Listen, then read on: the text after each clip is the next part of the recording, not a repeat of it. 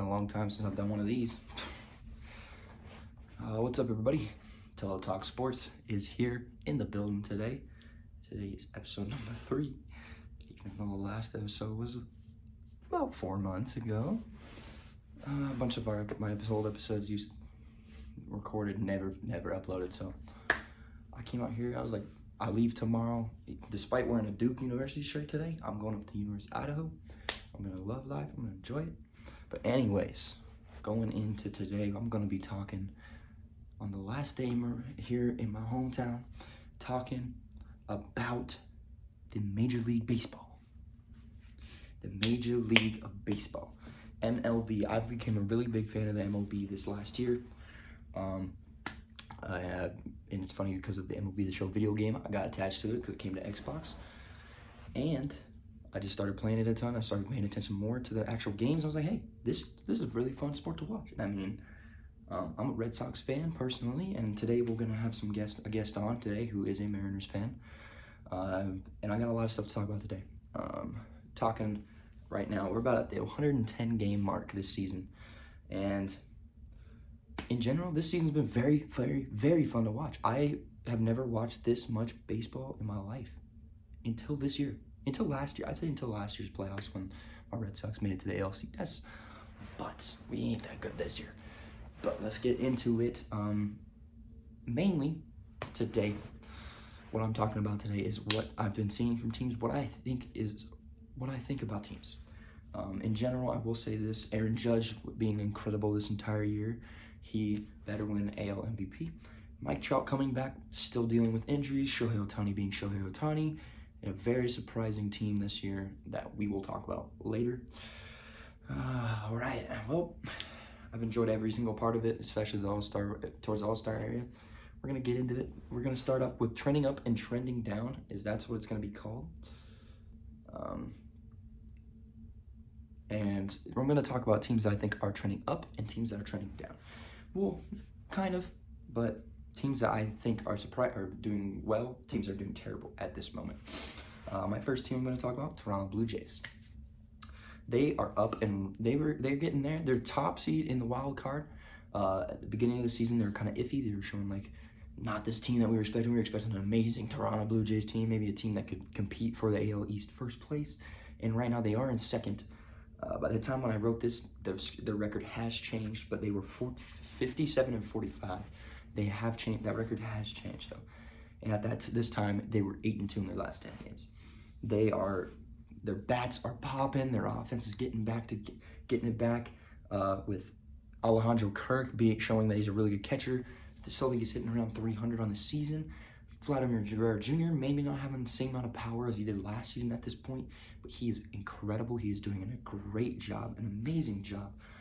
And then 351 average in the month of July. That's incredible. And then on top of that, they got Matt Chapman putting up MVP numbers in the month of July. That is incredible. Matt Chapman had, Gurriel 361 as well. That's insane. Matt Chapman, 355 average, 9 homers, 21 RBIs, a 432 on-base percentage, a 763 slugging, and a 1195 OPS. That is incredible. Most people don't know what those numbers mean, but let's just say I'm going to tell you that's very good. And on top of that, they've got improving pitchers. Barrios, even though he started a little iffy at the beginning of the season, he's kind of improving a little more. Got his ERA back down underneath 5, which is doing good for him. Manoah is being Alec Manoah. He's got under a 2.5 ERA, less than a 1 WHIP. That is incredible. That is great things you want to see out of Alec Manoah. And Kevin Gausman's been a little bit shaky the past couple starts, but he is still under, I believe, around the 3 ERA mark, which is good for him.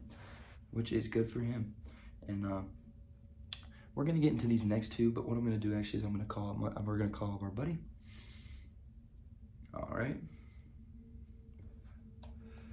And while I'm waiting, I'm going to start us off.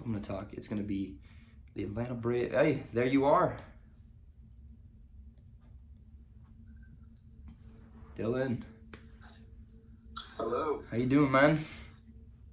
You doing good, yourself? I'm doing good.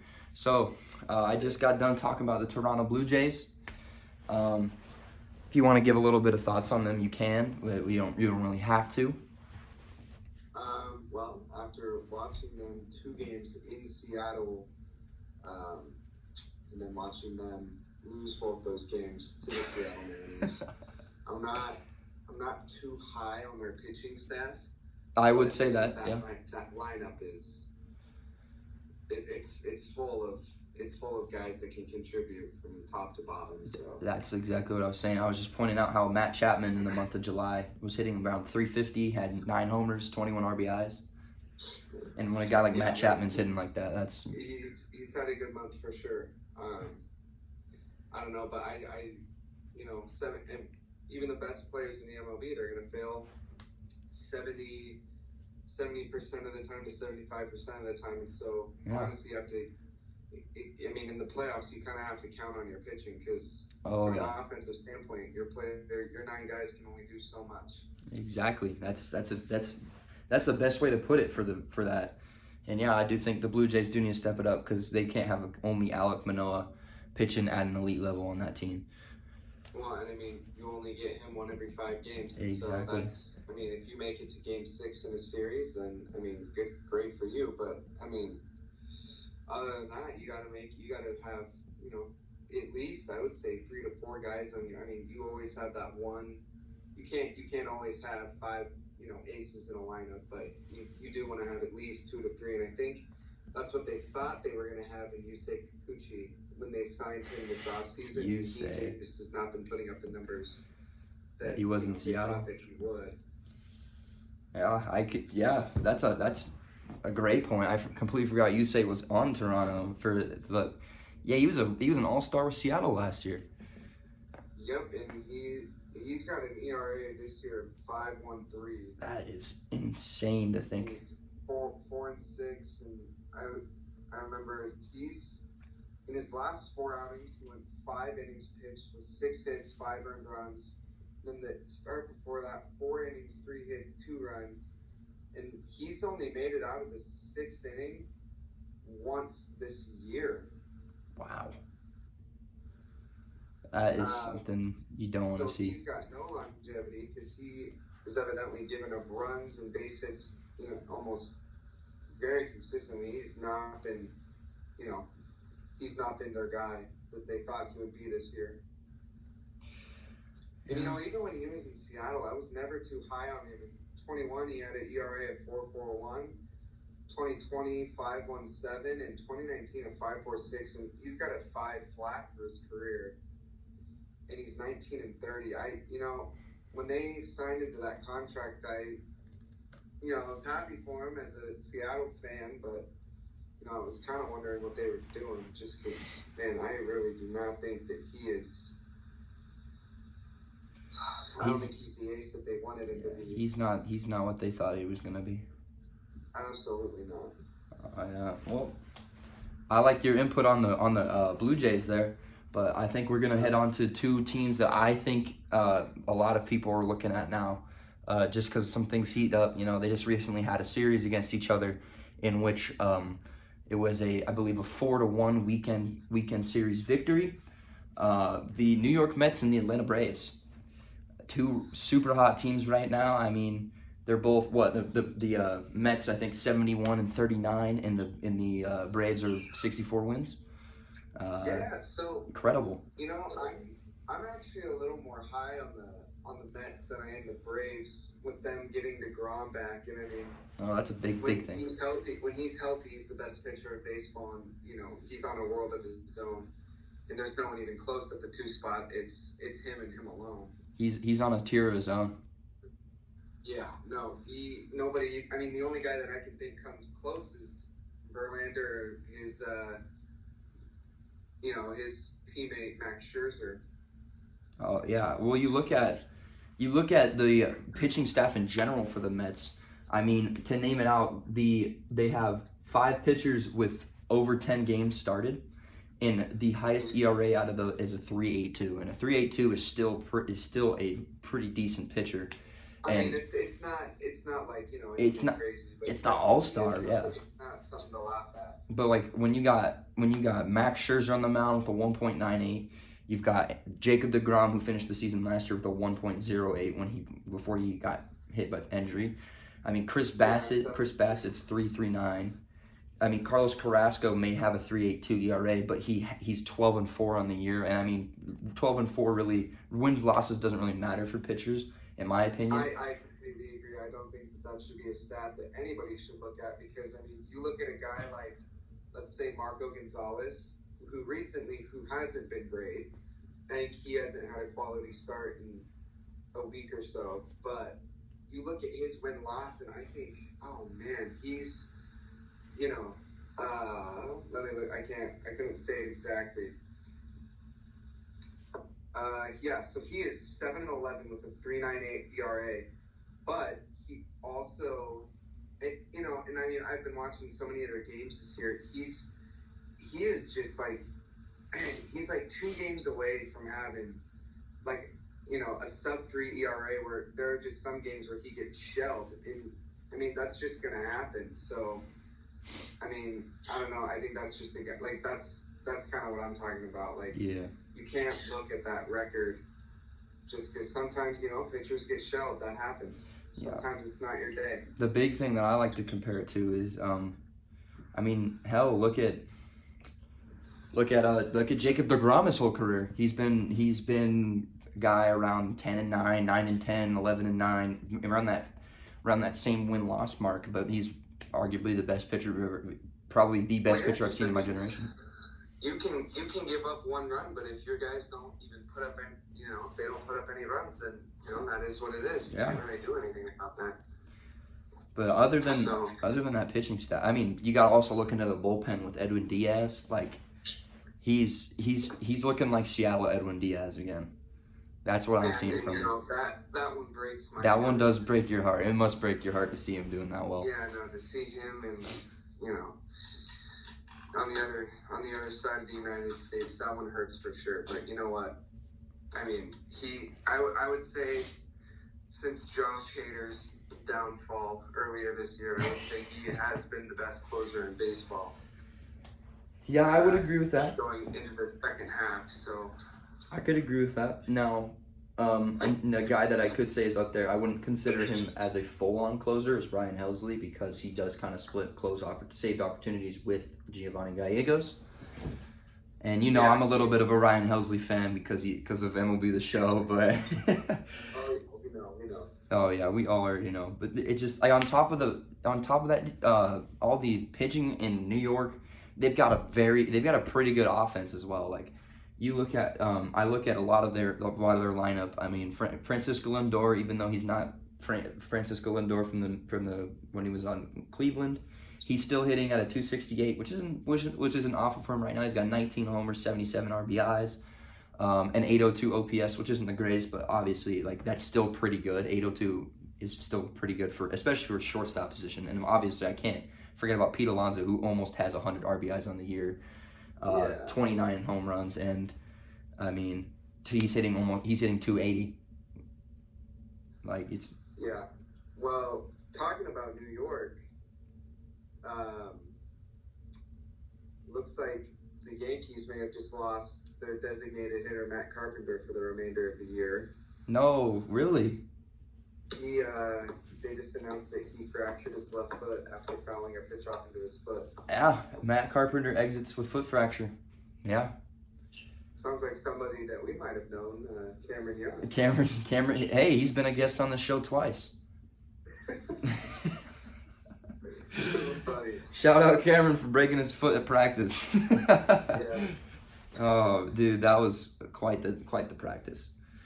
Well, one thing that everybody needs to know: don't be Matt Carpenter. That's a big hit for the Yankees. Yeah, Matt Carpenter was. I mean, he's got 17 home runs on the year, and he's picked up halfway through the season. What was that? He was picked up halfway through the season. Yeah, no, was he a free agent? He got released by the Cardinals, I believe, and he has 15 homers, 307 average, 37 RBIs, 1147 OPS. He was playing out of his mind in the month of June. He was also playing out of his mind in July. Got himself an MLB The Show monthly card. He had an unreal 2-month tear. It's crazy. It's crazy to look at. And it's weird. It's weird to see St. Louis do that. Yeah, no, it didn't make any sense when I saw it, but maybe that sometimes you just gotta open up some else spots. Yeah, last 30 days, he's got more RBIs than strikeouts. 6 home runs in the last 30 days. Yeah, that's actually crazy. Wow. He almost has more runs than strikeouts in the last 30 days. Yeah. He was on a world of his own for a little bit, but everybody comes back down to earth, at some point, and looks like he's going to be out for the remainder of the year. Yeah, and that sucks for him, and it sucks for the Yankees. Yeah, but, I would never wish injury on anyone, but, if it's got to be someone, at least it was a Yankee, right? Oh, of course. You know me. You know me, Red Sox fan. We might be struggling, but we'll take anything we can get. I was going to say, you want to talk about the Red Sox? They're coming later. They're coming later. We got other people to talk about, but we talked about New York. Let's talk about their NL East rival, Atlanta.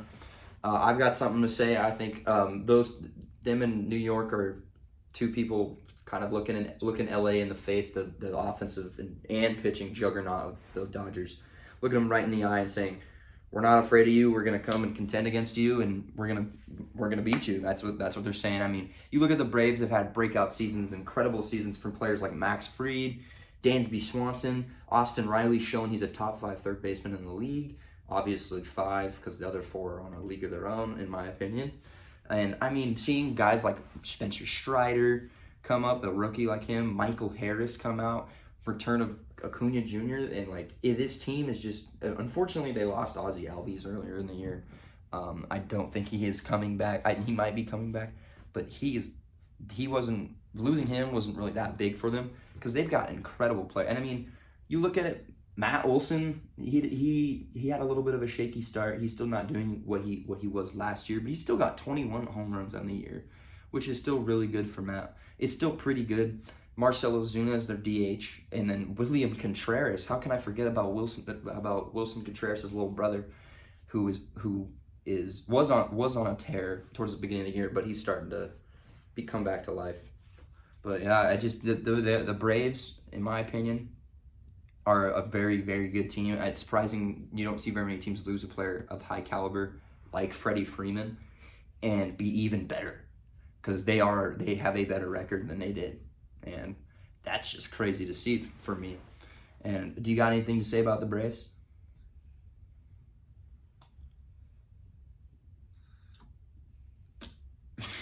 That is interesting. But another guy, Kenley Jansen. I completely forgot about him. Wow, Kenley Jansen.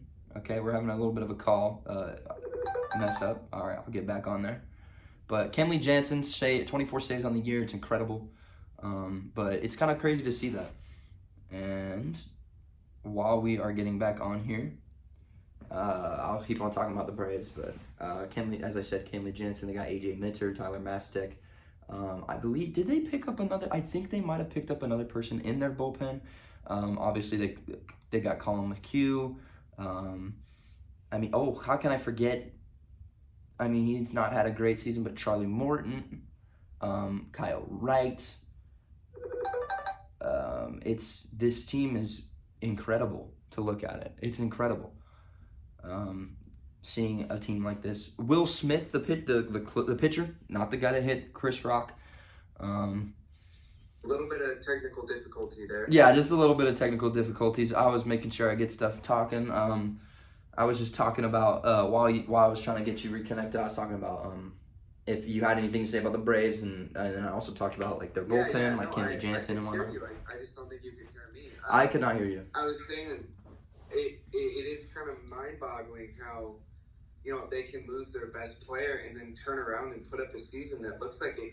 I mean, it is obviously it's hard to say whether or not they'll make it back to winning a ring, but I mean, at the rate that they're at, I mean, you can't count them out. I mean, they're looking to compete with.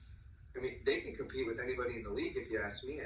They've fully built agree. up a roster that's strong enough, and I mean, obviously the acquisition of Matt Olson and the in the offseason and signing the hometown kid. That was big. And I mean, I think he's had a better season than Freddie Freeman. You think Matt Olson? I don't know if I'd agree with that because I think Freddie Freeman's still hitting around 300. And I mean, the pop's not there anymore, but like Freddie Freeman's still showing up. But so Matt Olson's hitting 248 with 70 RBIs and 53 runs. And 21 homers, 818 OPS. And Freddie Freeman is, yeah, you're right. He's hitting a 324, but still 71 RBIs, but has 23 more runs scored than Matt Olson. But he's just getting on base more. Yeah, I was gonna say he's getting a lot more base hits, huh? Yeah, he's just getting on base more, so he's gonna have more runs. You can't forget about the speed, the stolen bases. He has 9 more stolen bases. Freddie Freeman? Yeah, Freddie Freeman has nine stolen bases on the year. Wow. That's surprising, actually, to me. Man, I forget that last year through 600 freaking ABs, he was hitting 300. That is crazy. Wow, he only had 83 RBIs last year. Yeah. That is actually surprising to hear. Yeah, he's got 71 already this year. I mean, I'm wondering where he would hit most of the time in that lineup. In which lineup? Last year? In Atlanta last year. He was usually, I think, the 3. I think he was in the 3 spot most of the games.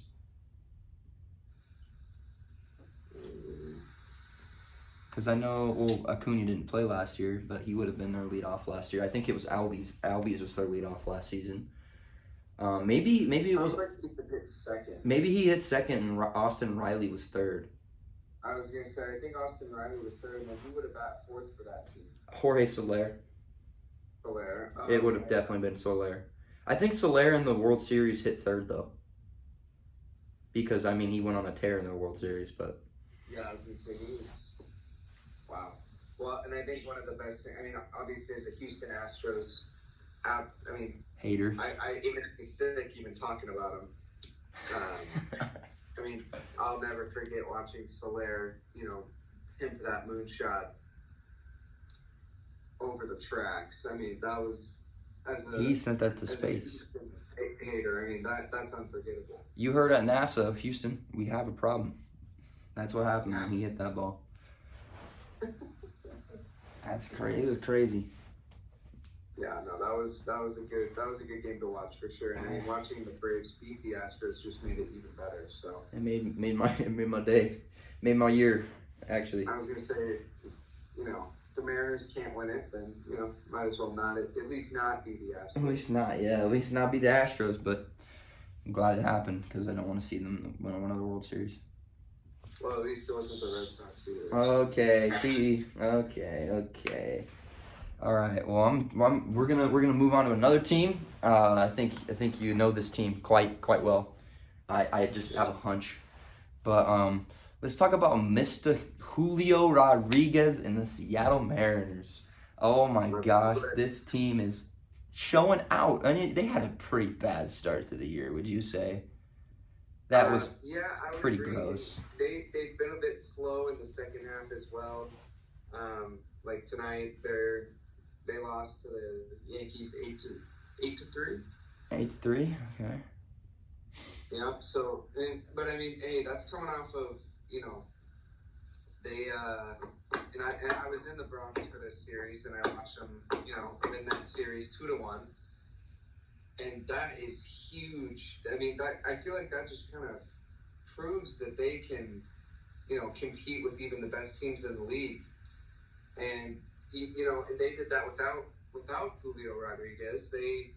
He's been out for I think 11 games now, and he's looking to make his return on this coming Wednesday, I believe. Wednesday, all right. So they're getting some reinforcements. They'll get relief pitcher Diego Castillo back, and Dylan Moore is slated to come back, which means hopefully that we see the end of the tenure with Jared Kelenic.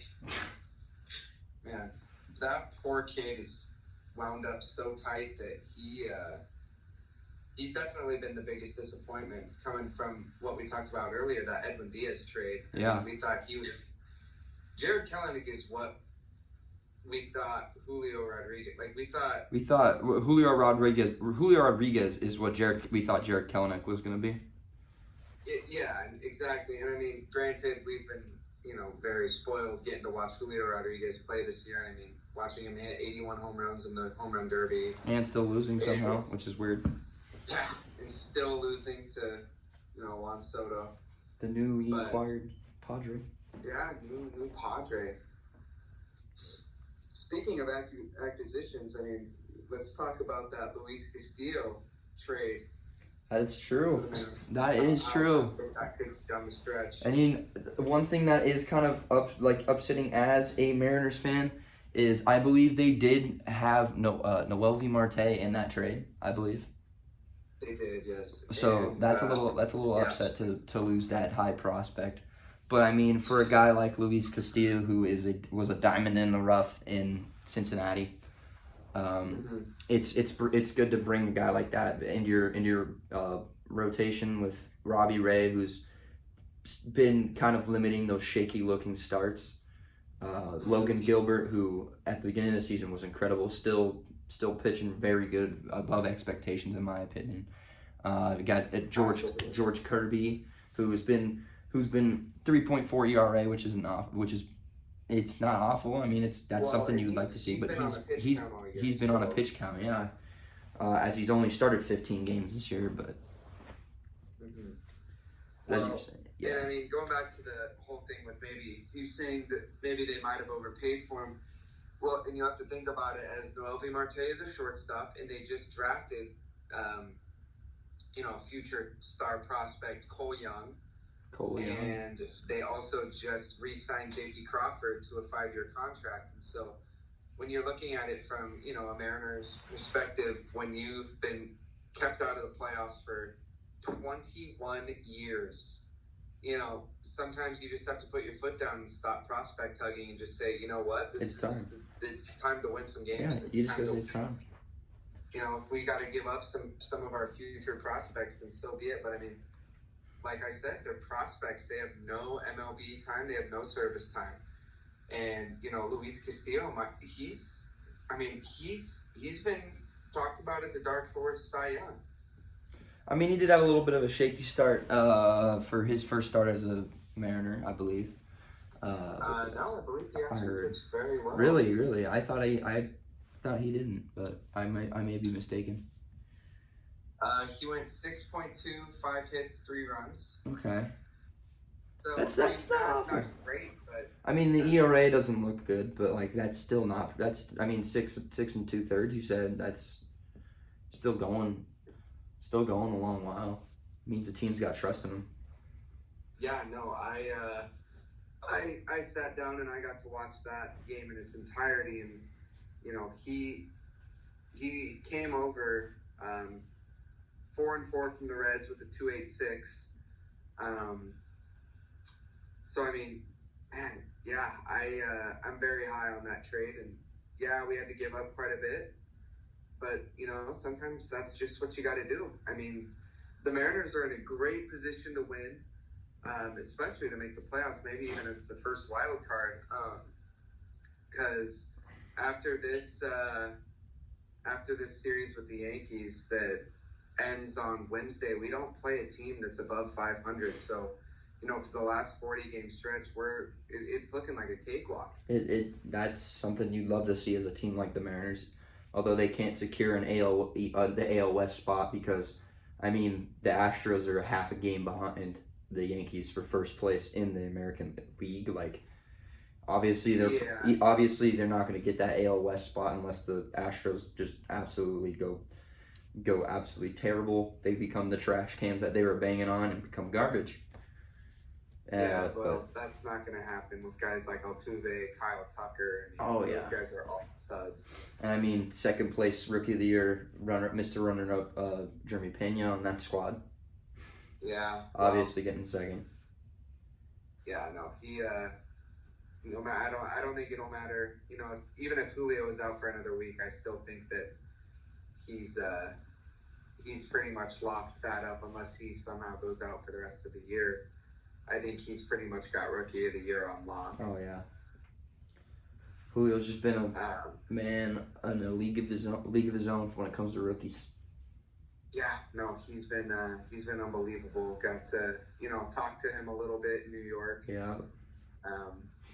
Not too much. I mean, just small talk. And I mean, we didn't get to talk about anything too special. I mean, but it's just so cool to see a guy with that energy.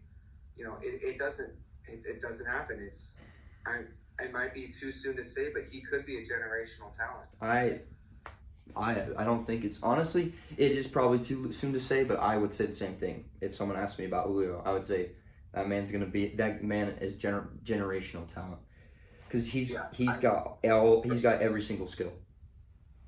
He is the definition of a five-tool player. Yeah, he's a 5-tool baseball player. Well, I'd be interested to dig a little deeper into his stats here. I know he's hitting 271. Sorry. He's 18 homers, 21 stolen bases, 57 RBIs. Yeah. Which, when was the last time that someone had a 2020 season as a rookie? Mike Trout, I think, maybe someone else, but I was gonna say maybe Mike Trout. But something you do gotta look at, to me, which is a little concerning, is the strikeout to walk ratio. 109 strikeouts to 28 walks. Yeah, 28 walks. That's a little iffy, but. Well, for a kid who's so electric and wanting to for him, I think his mindset is he doesn't want to walk. He just wants to get on. He wants to hit the ball. He wants to. Yeah, and so I think for that that comes as you get more service time under your belt. But as I've watched him, I have noticed that his swinging strike zone is probably a baseball wider and taller than everyone else in the league. It seems like he gets really excited when he sees anything slightly above the zone, and so that's probably what contributes the most to that. Yeah, he's got I'm looking at his percentiles here. I mean, when it comes to when he hits the ball, he hits the ball amazing. He's 94th percentile in barrel percentage. Expected slugging 85, hard hit percentage 95%, max exit velocity is 96, average exit velocity is 93. But then you look at walk rate 40%, 40th percentile, which is still around the middle, but it's just below average. But K rate is 17th percentile, not something you want to see. Chase rate is 21st percentile, and whiff rate's 9th percentile, which that is bad. But I mean, kid's 21. It's his first season in the majors. You're not going to see this from his. You're not going to see this all career. Yeah. Yeah. So you ain't going to see this. I mean, already has an all-star under his belt, so I would love to see him. Obviously chalk down on the K's, but I mean, man, it's just been special to watch. It sure has. All right. Well, I think. What are your thoughts on them possibly? If they are to end the drought this year? I think they will. What are your thoughts? What do you think the biggest thing is for them right now? I think them ending the drought is going to happen this season, unless something like the Baltimore Orioles, which are like the surprise of the year, find a way to sneak in, and the Mariners just do not do well. But I don't see that happening. I see the Mariners being Mariners, finishing it off, having a great end of their season like they did last season when they tried to make that playoff push. And I mean, you look at it, that team, the team last year had 93 wins? Yeah. And then this team, the team they have now is, in my opinion, a lot better than last year's team. I agree. And, they do seem to have that, because there have been, 3 years I remember. I mean, I remember in 2019 with Robinson Cano and Nelson Cruz, they were I think 1 game away, and then obviously last year 1 game away from getting in.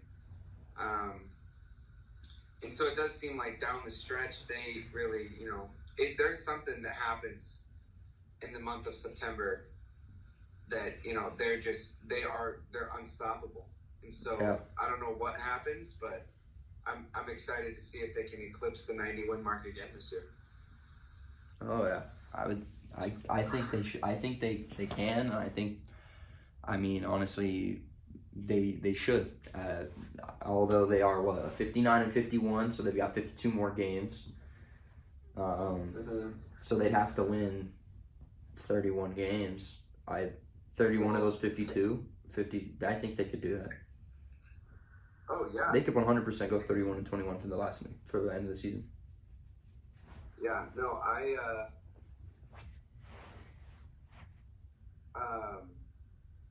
we can't forget that this team won 14 games in a row. Yeah, we cannot. We cannot forget the break. And during that same streak, they won 22 out of 25. And so they easily could, go 31-21 in this last little bit, and win 90 games. And nothing matters until you get to the playoffs. I mean, anything can happen, and that's the beauty of baseball. That sure is. Anything can happen, especially around October. Oh yeah. Oh, I don't know if you got anything else to say about the Mariners. I don't. We got one more team. I could talk your ear off about the Mariners. Yeah, I know you could, but we got more things to talk about. I'm gonna talk about one team that's trending down. As I just finished talking about some teams that I look at and say, hey, these teams are doing pretty well right now. I think these teams you need to keep your eyes open for. This team you need to keep your eyes open for a little different reasons. And it's my Boston Red Sox, who unfortunately I believe have currently designated Jackie Bradley Jr. for assignment, which is a little sad to hear, especially because Jackie Bradley Jr. is a Boston hero. Not being the greatest bat all the time, he defensively saves the Red Sox every time. Saved them in 2018 when they won the World Series. I mean, this team, they're last place in the AL East. They're only 2 games, I think, behind under 500. I think 2, 3, 4. But you look at their team. The only 3 really bright spots on their offense are, you could add Verdugo in there, but he's only 7 homers, but that's really not his type of play. You look at you could say, if you think of the Red Sox, you think of Devers, Bogarts, JD Martinez. That's it. Those are the 3 that have been consistent all season. Devers is showing he's a top 4 third baseman in the league. I do think he is 4 behind Machado, Arenado, and Jose Ramirez. As much as it pains me to say he's worse than Jose Ramirez, I think Jose Ramirez is a better third baseman. For sure.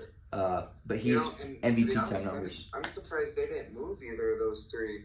I honestly am too. Sounded like they were going to do a fire sale, and I was definitely looking for one of those 3 guys to get moved. They would just do a huge load off for a bunch of prospects, or.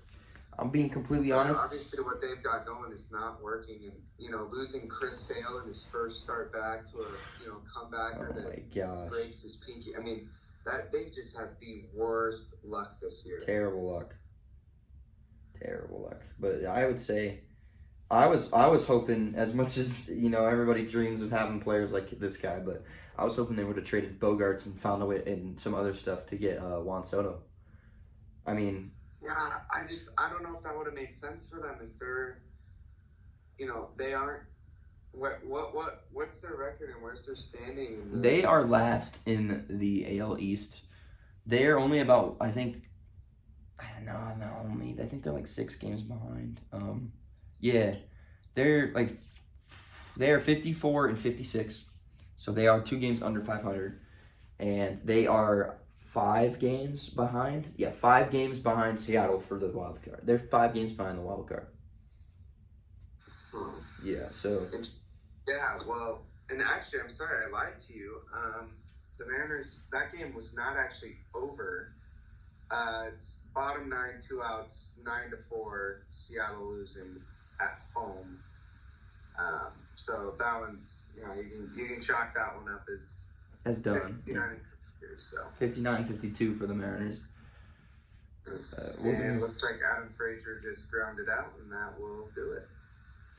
That'll make it 9-4. Yankees, right? Is it Yankees they're playing?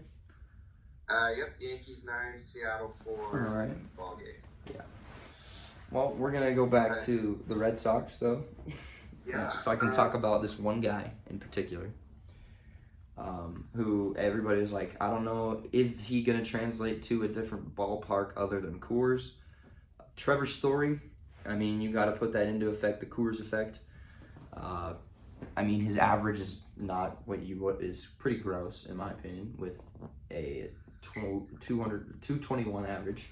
15 homers, so his pop is still kind of showing. I mean, he was a 25 homer, 25 stolen base type of guy. How many games coming against the Mariners? Didn't he hit 5 in a series? He hit like 8 in the span of 2 weeks. Yeah, and then he hasn't. How long has it been since he's hit one? That is a great question. So, I mean, he is just. I mean, you can look at his stats from 2016, his rookie year. It's pretty much all gone downhill. I mean, obviously having that wonderful season in 2018 and 2019. Oh yeah.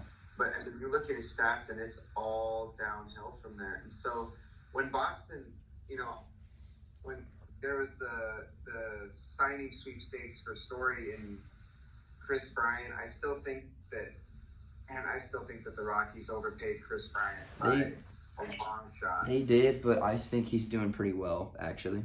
He's doing pretty well for the Rockies, but he has not played that much because he's been hurt.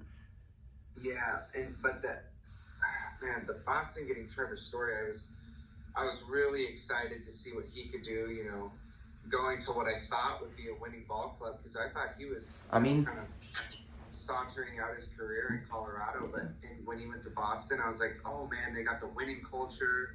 He's coming off a decent season, and boy, has he been.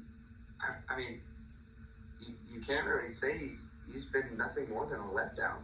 He has been a letdown, man. I mean, he's in the last 30 days. He has not hit a home run. In the last 30 days. He has 2 hits in the last month. Wow. He's got a 154. 154 average in the last 30 days. Yeah, see, that's unbelievable, because what's his contract look like? I think it was a hefty one. It was a hefty one too. I was gonna say I remember it being pretty big. And it was, I think, 6 years. So it was a 6-year, $140 million contract. So that is. Yeah. That's You might be watching to see if Boston unloads that somewhere. They could try to unload that, but you can't. He's gonna have to put up better numbers than 227 average on the year. I mean, he's not worth anything right now. He is not at all. Yeah, and I mean, especially when you got a guy who's hitting 154. He's hitting worse than Cody Bellinger's 165 from last season. Yeah, that's unreal. Whew.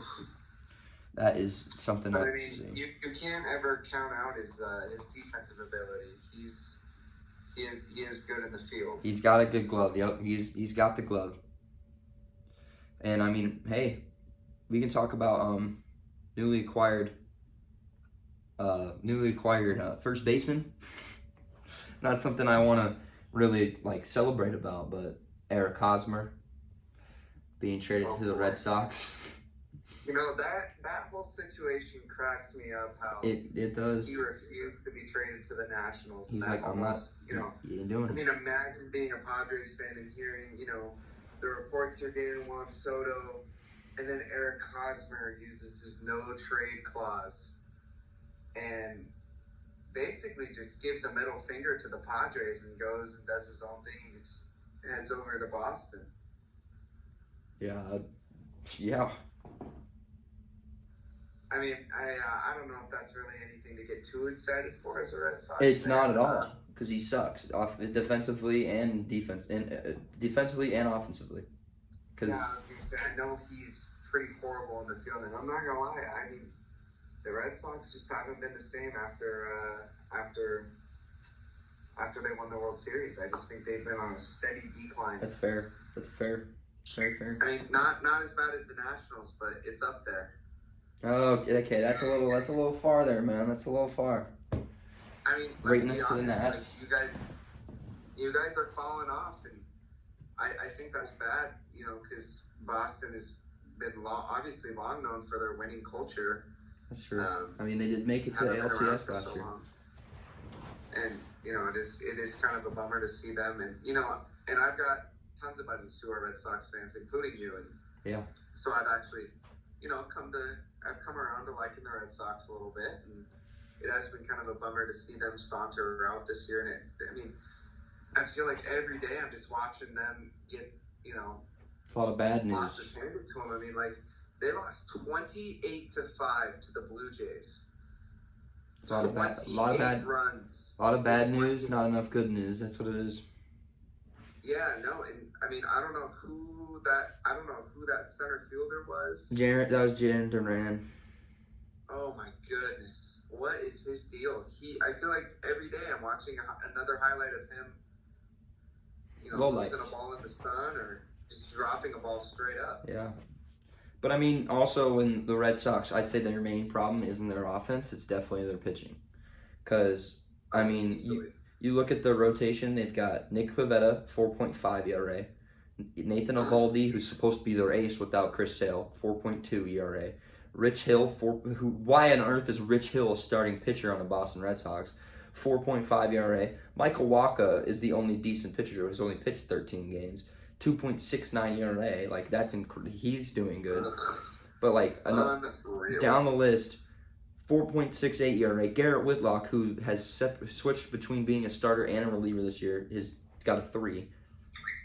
It's like Tanner Houck, 3.15. Maybe it's time that we see a little bit more of Brian Bello. He's got an 8.47. He has only pitched 17, but 16. He has 16 runs given up in 17 innings. Oh boy.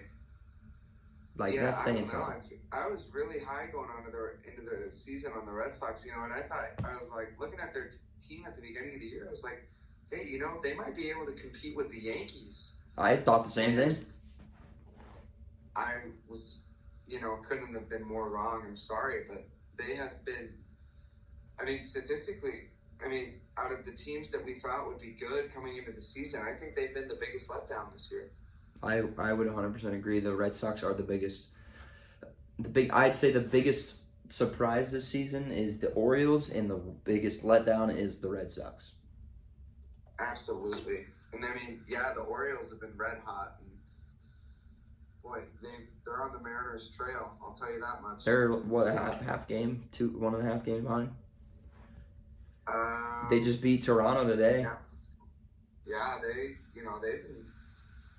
they've been taking names as of late. And, let's see here. So, looks like the Yankees lead their division. Houston, Minnesota. It's Yankees, Houston, Minnesota, and then it's Toronto, Tampa, and Seattle in the AL wild card with the Orioles and Guardians right behind them. Yep, and man, that race is so tight between the White Sox, Cleveland, and Baltimore. Let's talk about the race for a second. They have been. I definitely did not expect them to be. The Rays are always an under the radar team. Yeah, you kind of always forget about them. Wow, the Yankees having a plus 206 run differential, that is unreal. It is unreal. I don't have anything else to say about the Red Sox as much because I don't really want to talk about them because they're that much of a disappointment to me. Yeah, I've said about everything I've got to say. So we're going to head into our next little quick thing I'm going to say real quick. Another team that's disappointment. They're just a disappointment in general as a franchise. The Washington Nationals, nothing much to say. That's it. You just lost Soto and Josh Bell. You did get a lot of prospects, especially with a guy like C.J. Abrams, but that doesn't make up for losing a top 15 player in the league. So that's all I got to say about that. We're going to be moving on to award predictions. This is going to be the last thing we talk about, I think. If depending on time, it may change. But we're gonna start off with the American League Rookie of the Year, who we've already talked about both mutually agreed on this one. Yep. I've got Julio Rodriguez. It's pretty evident he's just been incredible all season for Seattle and been it's crazy to look at it because he is a rookie, but he's been kind of the leader of that team and led that team to the record that they have right now. You know, and I think the only thing at this point that's up for debate is whether or not it'll be a unanimous decision, because I think the split right now he's got 48 of the 50 votes, and Pena has the other 2, so it'll look to just be whether or not if it's unanimous or not. So I agree with that take. I think he'll be the Rookie of the Year, which will make reigning back-to-back Seattle Mariners Rookie of the Year with Kyle Lewis winning it last year. Wasn't that 2 years ago? Was that 2 years? No. 2020, right? Last year, wasn't it? Last year, Kyle Lewis was injured all year, I thought. Oh yeah, you're right. Because I was thinking the last time Who was I saw him play. Oh, last year was Randy Arozarena. Oh, Which, that's right. but that's weird because he his first year was in 2019, but since he didn't play enough games, that was just a weird situation in itself. That's probably why I got that confused. And talking about the Rays, Mr. Wander Franco, he just kind of disappeared. Yeah, he was like Rookie of the Year favorite this year. Yeah, I don't know what happened to him. He definitely fell off though. I have not heard of him I have not heard about him in a long time. No, and I don't think he's hurt either. I'm gonna look at his stats real quick. Wander Franco. Okay, he has gotten hurt. Okay, he's only played 58 games this year, so that would make sense. In those 58 games, he had 5 homers, 23 RBIs, hit 260. So he was having a decent season. I mean, not what you would want from a guy like Wander Franco, who is expected to be this next great shortstop. But I mean, that's our mistake for not knowing that he was hurt. But still, I think Julio still would be having a better season than him. I still think Julio would have it on lock. I don't even think he would have it. Yeah. Well, that's AL. We all knew Julio would be good, but boy, not this good. Nope. All right. Well, that's all. That's AL. We'll go on to the National League. I will say the National League Rookie of the Year race was a little more difficult to look at earlier in the season until now. I've got 2 picks. I can't really make my mind up, but I will say it's between two players on the same team. It's going to be between Spencer Strider for the Atlanta Braves and Michael Harris for the Atlanta Braves. And the reason I say this is because Spencer Strider stepped up and became one of the better pitchers on the Braves squad. A little bit over a 3 ERA, which is not what you always want to see, but I mean, hey, he's still doing really well. And then Michael Harris, I mean, he's always been a highly looked prospect, and he's highly valued, and he's just showing it. Credible in the field. He's having a pretty good season, hitting-wise, I would say, for a rookie that didn't get called up immediately, but got called up a little later in the season. I mean, 63 games, he's hitting 286 with 10 homers, 33 RBIs, and a 804 OPS. Like, that's really good in 63 games. You know, as much as I like to watch Michael Harris, I definitely am going to have to give NL Rookie of the Year to Spencer Strider. And he's just been electric. He's got the stash for it, too. Oh, yeah. He's got it all, man. He's 138 strikeouts and 138 strikeouts and 89.2 innings pitched. Yeah, no. That is incredible. Unreal. What is his K? I want to know what his Ks per 9 is. That's got to be an insane Ks per 9. Wow. If I can find it. Yeah. He's been very good. His Ks per 9 this season is 13.85.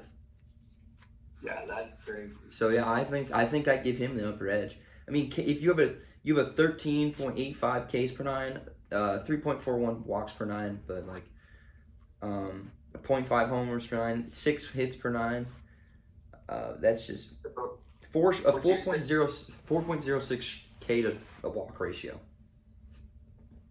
Yeah. Would you say that it's a good time that we can count O'Neal Cruz out of the race? Oh, I don't even think he was in it in the first place, to be honest. I thought he had a chance right when he got called up. But... He probably did, but I think he was a little overhyped too much because of how strong his arm is. Yeah. But I mean, he is an amazing. He's an athlete. No, he'll be fun to watch for years to come. He'll be so much fun to watch, but yeah, that's that. And that's in the National League Rookie of the Year. We'll go next, reliever of the year. This one we don't really need to go too in depth for. Just kind of putting it out there. For American League, I'm gonna say Emmanuel Clase. I mean, there's nothing much really to say other than he's got an absolute cannon. The fact that he can throw a cutter at how fast he does is absolutely insane. Yeah, that's just crazy. Yeah, no, I'm gonna agree with that one. You gonna double down on that one? Yep, I'll double down on that one. Okay, yeah. So, and then for National League, this is one that I put 2 names out here. I think there's one that's a favorite, one that's one to look at. Edwin Diaz is my pick for reliever of the year. Yep, that was my pick. And right behind him, I've got Ryan Helsley. Got to look out for. I mean, you can laugh all you want, but he's been incredible. He's been incredible. You look at he's definitely been good. And you know, I would throw Josh Hader's name in there. It's the ERA. As of late, he's been a dumpster fire. Yeah. I mean, this is. And Josh, if you're listening to this, I don't think he's listening to the Tello Talk Sports podcast, but I love if he was. But you have been terrible lately. You blew winning Rookie of the Year, and you blew playing for the Brewers, and now you got traded because don't blow it in San Diego. One of the reliever of the year favorites to being shipped off. That just blows my mind. You got like a 4 points, almost a 5 ERA. That's how bad he had to be. Yeah. But anyways, yeah, sorry, I just had to go off on that tangent. But yes, Edwin Diaz has my vote for reliever of the year. Reliever of the year this year. Yeah. I mean, I don't know if you watched it, but his walkout. His walkout's the best walkout in the league. Oh my goodness, that's electrifying. So yeah, I agree with you on that one. We'll double down on that one as well. We'll both double down on that one. But hey, I'm just saying, you gotta look out for him. Look out for my guy. Look out for my guy, Ryan Helsley. Yeah, we'll see. You know what? And I'll be just as happy as for you. I mean, obviously, yeah, I would love it. I mean, the only thing Ryan Helsley really has over him is the ERA. Because Edwin Diaz Edwin Diaz in the same, they have the same, in .1 inning pitched, less innings pitched, Edwin Diaz has 24 more strikeouts. But a little bit higher of an ERA. Ryan Helsley has had more opportunities to win games, not just save. But I would say Edwin Diaz does have that over edge against him. I think that he'll win that. He'll take that one home this year. All right, so we got one of the 2 major awards coming up next with Cy Young. We'll start off with the American League Cy Young. I want to hear your pick first before I say mine because I got a little. I want to hear it. As much as I hate to say it, I gotta give it to my guy Justin Verlander. That's respectable. Who do you have taking the hardware home on this week? This might be a curveball. One might say a knuckle curve because this is one of those nastiest pitches. I got this going to Dylan Cease. I got Dylan Cease. The White Sox, okay. Dylan Cease. I mean, I believe he is. Let me check. I think he is. Yeah, he's top 3 in strikeouts on the year. 1.98 ERA. That's just incredible. My pick about 2 weeks ago would have been Shane McClanahan, but it's no longer Shane McClanahan. He's still incredible, but it's not my pick. I mean, it's hard. It was hard picking against picking against Justin Verlander, obviously, but Dylan Cease has more strikeouts by about almost 40.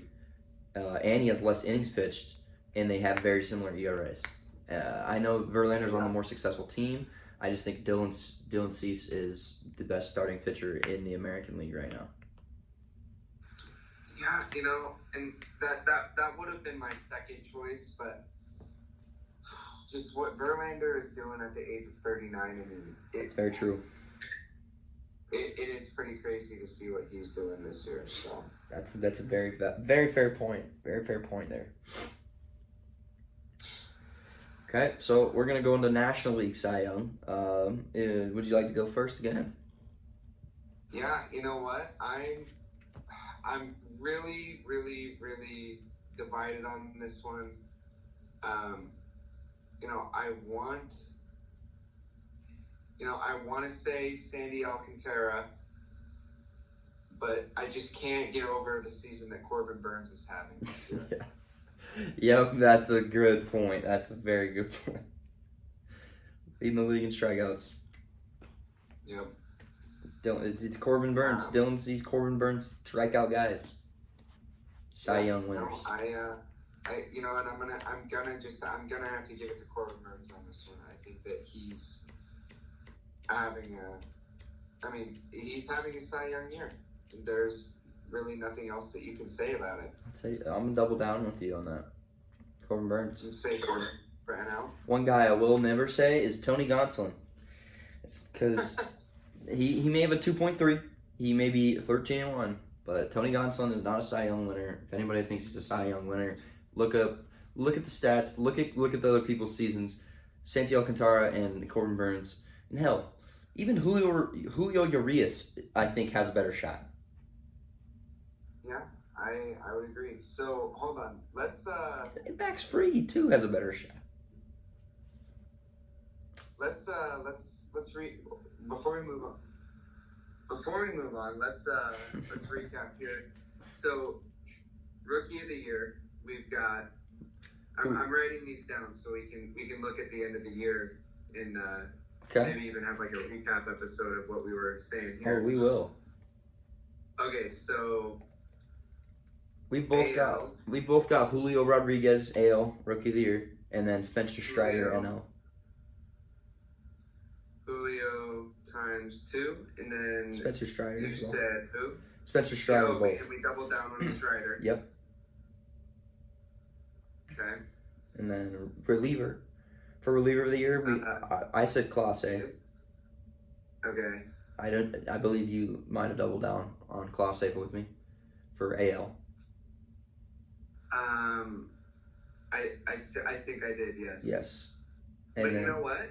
Huh? You know, I'm gonna throw my guy Paulie Sewell. Okay.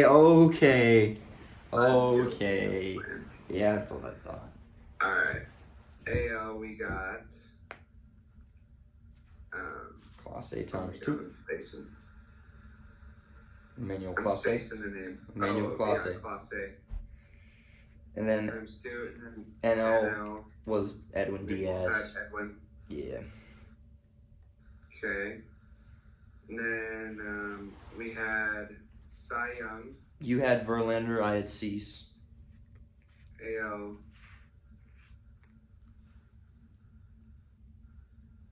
Verlander, Rice, Cease.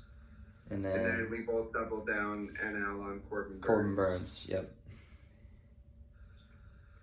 All right. I think that's all we've got going so far. That's what we got. We've got. You know, we've been in agreement on all except for AL. Verlander and Cease. Yeah. Yep. All right. Let's big award. move on here. We got the big award, and I think there's 2 obvious answers. Mm-hmm. We've got for the AL and NL MVP. I will start off by saying both, actually. American League MVP, the best player in baseball this season by a long shot. Aaron Judge. I mean, it's not even close. 44 homers, 98 RBIs, hitting over 300. 1068 OPS. That's on the year. He has a 1068 OPS this season. And he's played 106 games. He's been on a planet of his own this year. He's been unbelievable. It's insane. And it's in a contract year, which is amazing for him because he's going to get a bag this offseason from any team. Oh, yeah. But here's the question. Do you think he re-signs with the Yankees? I don't. If they don't win a ring this year? I don't. I genuinely do not believe he'll resign. You think he jumped ship? I think he jumped ship. Where do you see him fitting in the best? I hate to say it. Probably one of the Cali teams. You think he'll be a Dodger or a... No, I would. You know what I would love to see him do if they have the money for it is him be a Padre. And play with Juan Soto? Imagine a lineup of Tatis leadoff, Soto at the 2, Judge in the 3, Machado at the 4, Josh Bell at the 5. That is insanity. That's great. I mean, but are they really going to want to... Do they have that much money to spend? I don't know, but I'm saying if they did, they could. If you ask me, I think that Aaron Judge after this year he's in position to maybe quite possibly get the largest MLB contract in history. I think he will. And you know what? I know as biased as it sounds, but can you count out the Mariners and possibly signing him with the amount of money that they have this year? I would count them out because Julio and Mitch and they've seemed like they've trying to solidify a younger outfield, which it would be good to get a guy like Aaron Judge to be that veteran to lead the outfield. But there's so many teams that have so much more money that they could just outbid the Mariners. The only way he'd go to Seattle is if he wanted to be there. And if he wanted to be there. Yeah. And I'm not even that high on even getting that signing. It obviously, I mean, nobody says no to getting Aaron Judge, but yeah. you do kind of you sign Judge and that's your franchise. I mean, you're wrapping up because if you sign Judge, you're not signing Julio to a huge extension, which I think that will be the number one off-season priority of the Mariners. But yeah, no, it'll be definitely interesting to see where the reigning AL MVP Aaron Judge will go. It's very interesting to see where the Judge's court will land. Yeah, no, I would love to see him out of a Yankee uniform. Just if he, God forbid, he become an Astro, that is the only place. See, why did you paint that picture in my mind? Yeah, no, it's horrific even thinking about him being in the orange and white. Let's just hope that don't happen. No. Well, National League MVP. One of my favorite players in the league. He is a St. Louis Cardinal. He's having an incredible season. Paul Goldschmidt. Paul Goldschmidt. Okay. And I will say it's in second, and surprisingly starting to become a very close second. I'd say Austin Riley, but Paul Goldschmidt, what he's doing right now, at the age that he is, I believe he is in his 30s, 30-something. Yeah, no, he's 34. He's 34 and he's hitting .332 with 26 homers, 1029 OPS. Like, that is something you want to see that's something that you want to see out of a guy who's consistently been around 300 his whole career. He has 300 home runs, over 1,000 RBIs. It's just a career OPS of 918. Seeing that out of Paul Goldschmidt is very good for the Cardinals fans, and I love seeing it out of him because of his age. Yeah, no, that's a good pick, but we're gonna have our second disagreement here. Okay. I'm gonna have to give it to my guy Austin Riley. I'll respect you for that. In MLB The Show, if you don't give Austin Riley Diamond, you are absolutely crazy. Yeah. He second highest WAR with a 4.8. I'm reading a post here from the Inquirer. Okay. Just to get so I can read his stats accurately. Second highest wins above replacement with a 4.8. And Riley is ninth in batting average. He's batting just under the 300 mark with 296, hitting 29 home runs, and he has 69 RBIs. He's incredible. He's a great player. No, and people overlook his defensive ability as well. He's having an MVP year, and if Paul Goldschmidt wasn't having the year he's having, I think it would be, a lock. He'd be the lock. But yeah, you're right. Goldschmidt is having a wonderful season, but I'm just gonna go with the dark horse and say Austin Riley. I actually like that. I respect it. Yeah. I mean, Austin Riley has 3 more home runs and granted 15 less RBIs, but I don't know. We'll see by the end of the year because I mean that's close. I mean 332 is pretty tough to keep up. Yeah, but you look at it. Yeah, it is very close.